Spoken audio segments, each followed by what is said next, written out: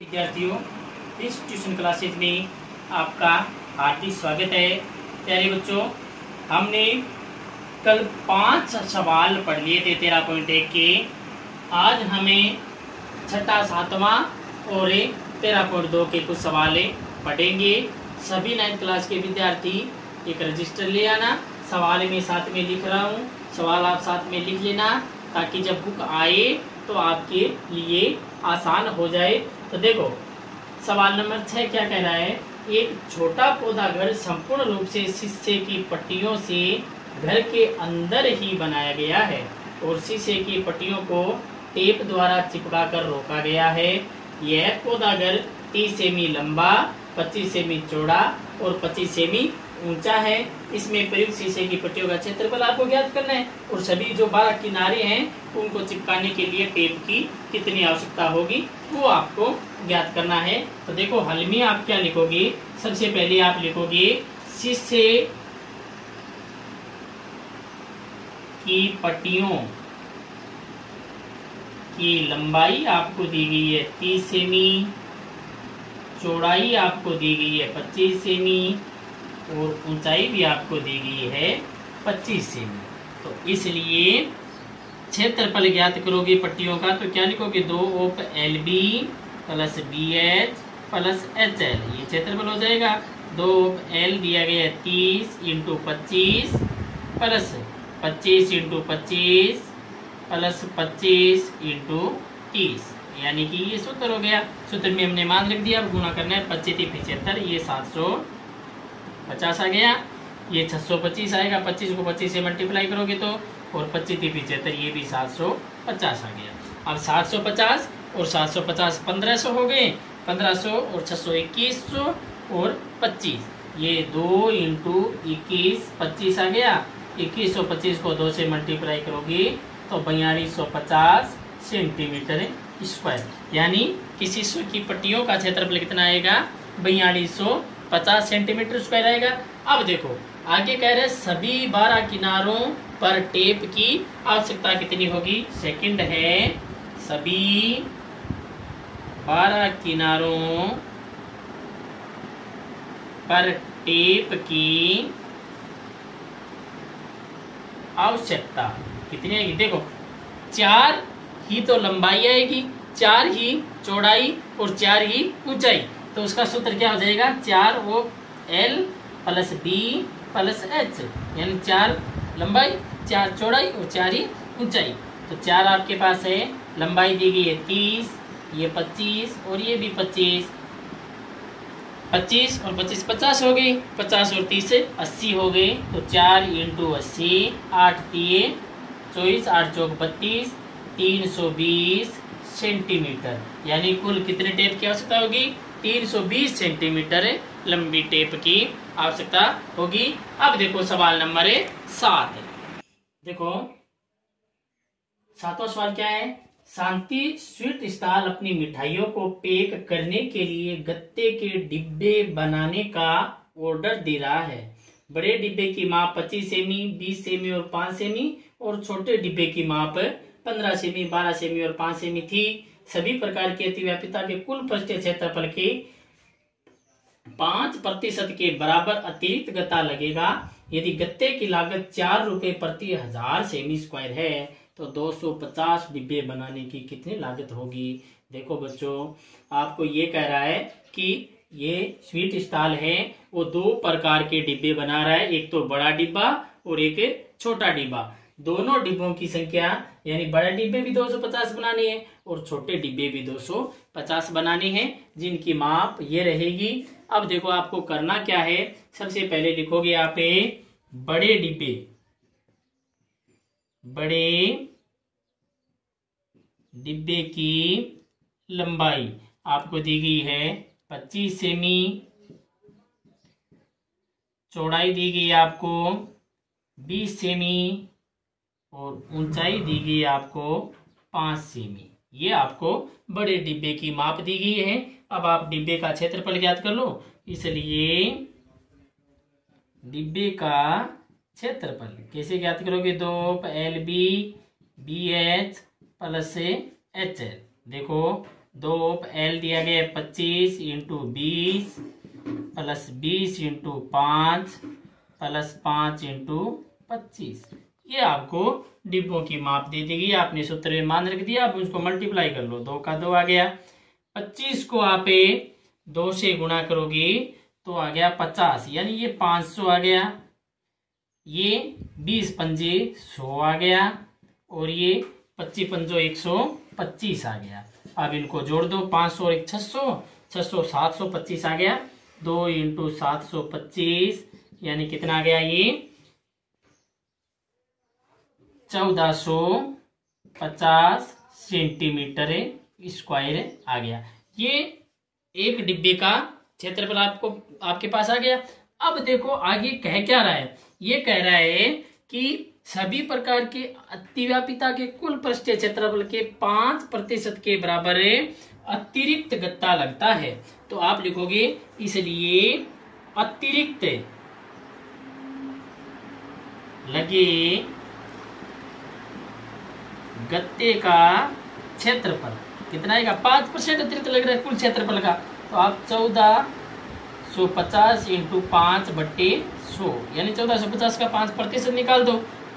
0 से 0 कैंसिल हो गया और ये 5 दुए 10, 2 से कैंसिल हो गया। आपको क्या करना है, 145 में 2 का भाग देना है। तो कितना गया, ये आ गया 72.5 सेंटीमीटर स्क्वायर। यानी कि ये अतिरिक्त कितना लगा, 72.5 सेंटीमीटर स्क्वायर आ गया। तो इसलिए कुल क्षेत्रफल कितना हो गया, मतलब अतिरिक्त गत्ता लग रहा है, ये तो केवल डिब्बे डिब्बे का आया, अतिरिक्त को कागज लग रहा है उसका 72.5 सेंटीमीटर स्क्वायर आ गया। ये उसमें जोड़ दो तो कुल कागज कितना लगा वो आपके पास आ जाएगा। तो आप क्या करोगे, 1450 प्लस 72.5 इन दोनों को जोड़ दो सेंटीमीटर स्क्वायर, दोनों को जोड़ो कितना आता है, ये 1500 और 22.5 आ गया, 1522.5 सेंटीमीटर स्क्वायर। अब बड़े डिब्बे हैं कितने, टोटल बड़े डिब्बे जो है वो 250 है। तो इसलिए 250 डिब्बों का क्षेत्रफल 1522.5 इंटू 250 यानी 250 को गुणा कर दो तो ये 380 625 380 625 सेंटीमीटर स्क्वायर। यानी इनको मल्टीप्लाई करोगे तो आपके पास आएगा 380 625 इकाई दहाई सैकड़ा हजार 10,000 लाख 3,80,625 सेंटीमीटर स्क्वायर आ गया। अब लागत ज्ञात करनी है तो इसलिए लागत कितनी आ रही है, 380 625 इंटू प्रति हजार पर 4 रुपए है तो 4/1000, 4 से इनको गुणा करके और 1000 का भाग दे देना, आपके पास बड़े डिब्बों की कुल लागत आ जाएगी। अब मैं छोटे डिब्बे की मैं बताता हूँ। सेम जैसे बड़े डिब्बे की आपने किए वैसे ही छोटे डिब्बे की करनी है। तो आप कैसे लिखोगे, छोटे डिब्बे की लंबाई कितनी है, 15 सेमी, चौड़ाई 12 सेमी और ऊंचाई 5 सेमी दी गई है। तो क्षेत्रफल यही सूत्र है। सेम ऐसा कैसा करूंगा, मैं केवल संख्या चेंज करूंगा, बाकी सभी सेम का सेम करूंगा। एल दिया गया 15 इंटू 12, 12 इंटू 5, 5 इंटू 15, 15 को 12 से गुणा करोगे तो 150 और 30 180 आ गया। ये 12 पंजे 60 आ गया, 15 पंजो 75 आ गया। अब इनको जोड़ोगे तो आपके पास आएगा 180 और 60 हो गए 240, 240 और 70 315, तो 2 इंटू 315 तो ये आ गए 630 सेंटीमीटर स्क्वायर। अब अतिरिक्त गत्ते का क्षेत्रफल गत्ते का क्षेत्रफल 5% निकाल दो इसका, 630 इंटू 5/100, 0 का 0 कैंसिल हो गया, 5 दुए 10, तो कहने का मतलब 63 में आप 2 का भाग दे दो तो 31.5 6.5 सेंटीमीटर स्क्वायर। तो कुल क्षेत्रफल कितना आ गया? कुल क्षेत्रफल आ गया 630 प्लस 31.5 यानी 661.5 सेंटीमीटर स्क्वायर। अब 250 डिब्बों का क्षेत्रफल निकालो। 250 डिब्बों का क्षेत्रफल कितना आएगा? 250 इंटू 661.5 यानी इनको 250 से इंटू 661.5 से आप गुणा करना है। गुणा करोगे तो 165 375 यानी 165 375 सेंटीमीटर स्क्वायर आ जाएगा। और लागत कितनी आ जाएगी? 165 375 इंटू 4/1000 यानी 4 से गुणा करके 1000 का भाग दे देना, आपके पास ये लागत आ जाएगी। एकदम इजी सवाल है। आपको पहले क्या करना है? बड़े डिब्बे की लंबाई, चौड़ाई और ऊंचाई तीनों दी गई है, तो सूत्र में मान रख के उसका क्षेत्रफल ज्ञात कर लो। फिर अतिरिक्त गत्ता कितना लग रहा है? 5% लग रहा है, तो जितना क्षेत्रफल है उसका 5% निकाल दो। प्रतिशत निकालने के बाद में जैसे 72.5 आया, ये पहले वाले क्षेत्रफल में आप जोड़ दो तो कुल क्षेत्रफल आ जाएगा। फिर जितना है उसको 250 से गुणा कर देना और उसका 4/1000 यानी 4 रुपए प्रति 1000 मीटर पर है, तो 4/1000 से उसको गुणा कर देना, आपके उत्तर आ जाएंगे। जैसा पहले बड़े डिब्बे का किया वैसे के वैसे छोटे डिब्बे का करना है। अब हमें 3.2 यानी 13.2 के कुछ सवाल, 2-3 सवाल है वो बताएंगे, फिर हमें कल पढ़ेंगे। हाँ देखो 13.2 का पहला सवाल क्या है? यानी ये पूरी 13.2 जो है वो बेलन पे चलेगी, 13.3 जो है वो शंकु पे चलेगी, 13.4 है वो गोले पे चलेगी। यानी इस प्रकार से प्रत्येक प्रश्न, जैसे 13.1 घन पे चली थी, सेम वैसे वैसे 13.2 का पहला सवाल। ऊंचाई 14 सेमी वाले एक लंबवर्तीय बेलन का वक्र पृष्ठ क्षेत्रफल 88 सेंटीमीटर स्क्वायर है। बेलन के आधार का व्यास ज्ञात कीजिए। तो देखो किस प्रकार से, सबसे पहले आपको दिया गया है लंबवर्तीय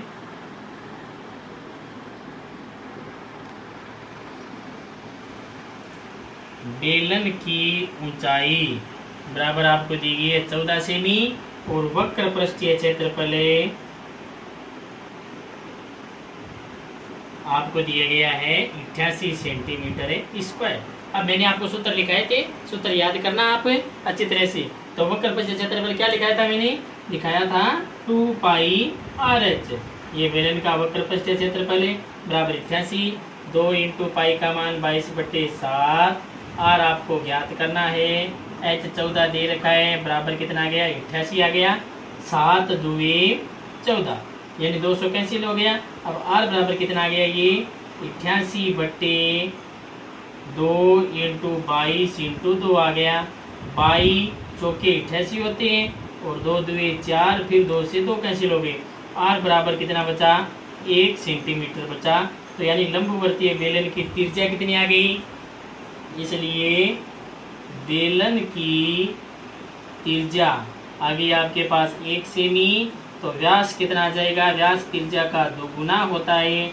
1 को 2 से गुणा कर दो, आपके पास बेलन का व्यास कितना आएगा? 2 सेंटीमीटर आ जाएगा। यानी एकदम इजी सवाल है। लंबवर्तीय बेलन की ऊंचाई आपको 14 दी गई है, वक्र पृष्ठ क्षेत्रफल 88 सेंटीमीटर स्क्वायर है ही। वक्र पृष्ठ क्षेत्रफल का सूत्र लगा दो, 2πRH बराबर 88। 2 इंटू पाई का मान 22/7 इंटू आर इंटू एच आपको दिया गया 14। 7 दुए 14 कैंसिल हो गया। आर के साथ ये सभी 2 22 और 2 गुणा में उधर भाग में चला जाएगा। 88/2 इंटू 22 इंटू 2 यानी 22 चौको 88 और 4 से नीचे भी 4 है, कैंसिल हो गया। 1 बचा। आर बराबर 1 सेमी आ गया। बेलन की त्रिज्या 1 है तो व्यास त्रिज्या का 2 गुना होता है, ये 2 आ गया। सवाल नंबर दूसरा देखो आप वो क्या कह रहा है। देखो बच्चों सवाल नंबर 2 क्या कह रहे हैं? धातु की एक चादर से 1 मीटर ऊंची और 40 सेमी व्यास के आधार वाली एक बंद बेलनाकार टंकी बनाई जानी है।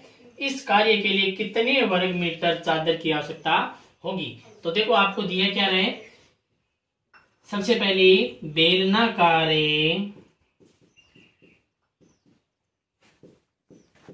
टंकी का व्यास आपको दे रखा है 140 सेमी। तो त्रिज्या कितनी आ जाएगी? 140/2 यानी कि 70 सेमी आ गई। अब सेमी को आपको मीटर में बदलना पड़ेगा, क्योंकि कितने वर्ग मीटर चादर की आवश्यकता होगी, मीटर में पूछा है तो इसको मीटर में बदल दो। सेंटीमीटर को मीटर में बदलने के लिए 100 का भाग दिया जाता है, 0 से 0 0.7 मीटर आ गई। ऊंचाई कितनी दी गई है, ऊंचाई दी गई आपको 1 मीटर। अब क्या पूछा है, कितने वर्ग मीटर चादर की आवश्यकता होगी, तो इसलिए बेलनाकार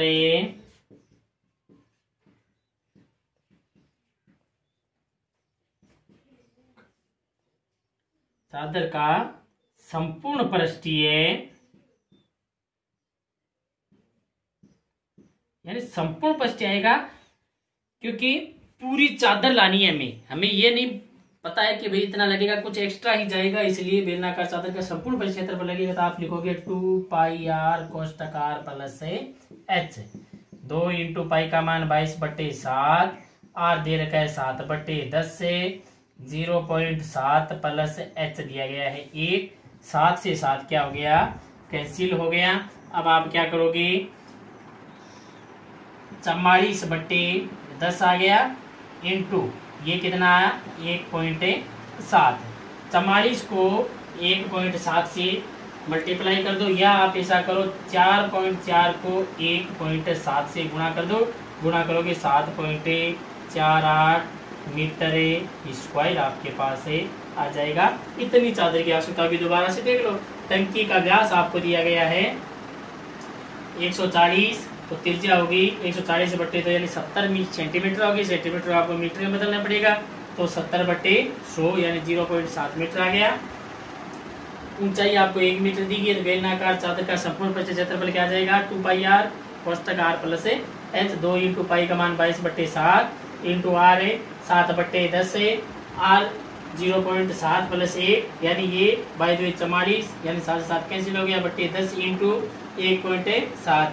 4.4 को 1.7 से आप गुणा करोगे तो आपके पास आ जाएगा 7.48 मीटर स्क्वायर, जो आपके चादर की आवश्यकता है कि हमें इतने चादर की आवश्यकता पड़ेगी। अब देखो सवाल नंबर 3 ले जाती हूँ। देखो तीसरा सवाल है, धातु का एक पाइप 77 सेमी लंबा है, इसके एक अनुप्रस्थ काट का आंतरिक व्यास 4 सेमी और बाहरी व्यास से 4.4 सेमी है। तो ज्ञात कीजिए आंतरिक वक्र पृष्ठीय क्षेत्रफल, बाहरी वक्र पृष्ठीय क्षेत्रफल और कुल पृष्ठीय क्षेत्रफल। तो सबसे पहले देखो मैं आपको चित्र बना देता हूँ ताकि आपके अच्छा समझ में आए। ये ऐसा एक बेलनाकार पाइप है,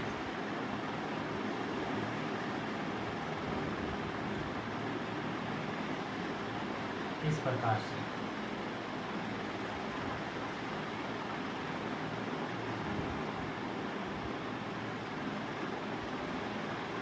ये सब एक बेलनाकार पाइप दे रखा है, जिसकी लंबाई कितनी है 77 सेंटीमीटर है। आंतरिक त्रिज्या है इसकी 2 सेमी और बाहरी त्रिज्या है इसकी 2.2 सेमी, ये दिया गया। तो सबसे पहले पहला आंतरिक बेलन का व्यास आपको दे रखा है 4 सेमी, तो त्रिज्या हो जाएगी 2 सेमी। व्यास 4 सेमी, तो त्रिज्या कितनी आ गई 2 सेमी आ गई। ऊंचाई या लंबाई आपको दी गई है 77 सेमी, तो इसलिए क्षेत्रफल वक्र पृष्ठीय पूछा है 2πr से 2 इंटू 22/7 इंटू r दिया गया 2 और h दिया गया 77, 11 7 77 आ गया। अब देखो 11 दूनी 22, 22 को 22 से गुणा करोगे 484 और 484 को आप 2 से गुणा करोगे, आपके पास आ गया 968 सेंटीमीटर स्क्वायर। यानी आंतरिक वक्र पृष्ठीय क्षेत्रफल कितना आ गया 968 सेंटीमीटर स्क्वायर आ गया। अब देखो सवाल नंबर 2 आपको, यानी दूसरा क्या कह रहा है, बाहरी वक्र पृष्ठीय क्षेत्रफल। सेकंड दे रखा है बारी बेलने का व्यास आपको दे रखा है 4.4 सेमी, तो त्रिज्या कितनी आ गई 2.2 सेमी और ऊंचाई आपको दी गई है 77 सेंटीमीटर। तो वक्र पृष्ठीय क्षेत्रफल कितना आ गया, वक्र पृष्ठीय क्षेत्रफल आगे आपके पास है 2 pi r h 2 into 22/7 into 2.2 into 77, 11 सत्ते 77, ये 11 बार कैंसिल हो गया। अब देखो ये 22 इंटू 22 2.2 इंटू 11, इन सब को गुणा करो, इन सब को गुणा करोगे तो आपके पास आएगा 1064.08, यानी ये आ गया 1064.08 सेंटीमीटर स्क्वायर। अब थर्ड क्या है, तीसरा क्या ज्ञात करना है, कुल पृष्ठीय क्षेत्रफल ज्ञात करना है। कुल पृष्ठीय क्षेत्रफल ज्ञात करने के लिए आपको सबसे पहले ये वृत्त बन रहे हैं, एक तो बाहर की तरफ बन रहा है और एक अंदर की तरफ वृत्त बन रहा है, लेकिन ये क्या बन रहा है, दोनों तरफ बन रहे हैं, इधर भी और इधर भी। तो बेलन के दोनों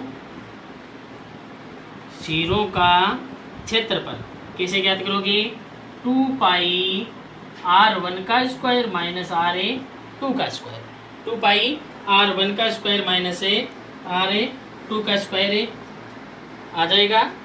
तो दोनों सिरों का क्षेत्रफल 2 पाई r1 का स्क्वायर माइनस r2 का स्क्वायर, तो 2 22/7 r1 कह दो 2.2 का स्क्वायर माइनस 2 का स्क्वायर, तो ये 44/7 2.2 का स्क्वायर मतलब 4.84 माइनस 2 का स्क्वायर हो गया 4, तो ये 44/7 इंटू 4 से 4 कैसे 0.84, तो अब 0.84 को आप गुणा करोगे 44 से, या आप कैंसिल कर सकते हो, देखो 1 सत्ते सत्ते शेष रह गया 1 7 2 14 5 84 होता है, तो 44 को 0.12 से गुणा कर दो, आप गुणा करोगे तो आपके पास 5.28 सेंटीमीटर स्क्वायर आएगा। अब देखो कुल पृष्ठीय क्षेत्रफल आपको ज्ञात करना है, तो कुल पृष्ठीय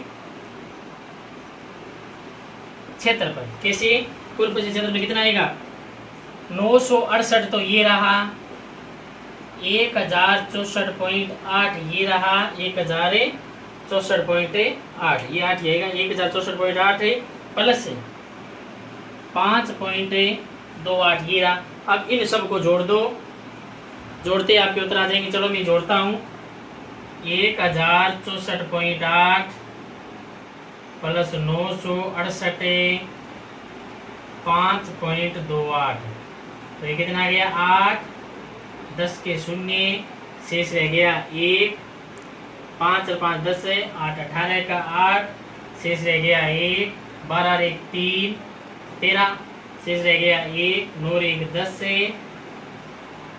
और 1 1 2, यानी कि 2038.08 सेंटीमीटर स्क्वायर, ये कुल पृष्ठीय क्षेत्रफल आ गया। सबसे पहले आपको क्या करना है, आंतरिक वक्र पृष्ठीय क्षेत्रफल दिया गया है, तो आंतरिक लंबाई ये व्यास भी दिया गया, 4 का आधा 2 हो गया, ऊंचाई समान रहेगी 77 है, तो 2 पाई आर एच मान रख देना। उसी प्रकार बाह्य का ज्ञात करना है, त्रिज्या अलग दी गई है 2.2, बाकी सूत्र वही लगेगा। फिर आपको दोनों सिरों का ज्ञात करना है, 2 पाई r1 है r2, यानी क्योंकि आपको ये इतना पार्ट ज्ञात करना है, तो यानी कि यहाँ पे दिया गया है पूरा का पूरा दिया गया है 2.2 और ये इतना दिया गया है 2, अब 2.2 में से 2 यानी कि ऊपर वाले वृत्त में से बड़े वाले वृत्त में छोटे वाले वृत्त का क्षेत्रफल, इसी प्रकार नीचे भी दिया गया बड़े वृत्त के क्षेत्रफल में से छोटे वृत्त का क्षेत्रफल 2 दिया गया, इसलिए मैंने लगा दिया 2 पाई R1 का स्क्वायर माइनस R2 का स्क्वायर,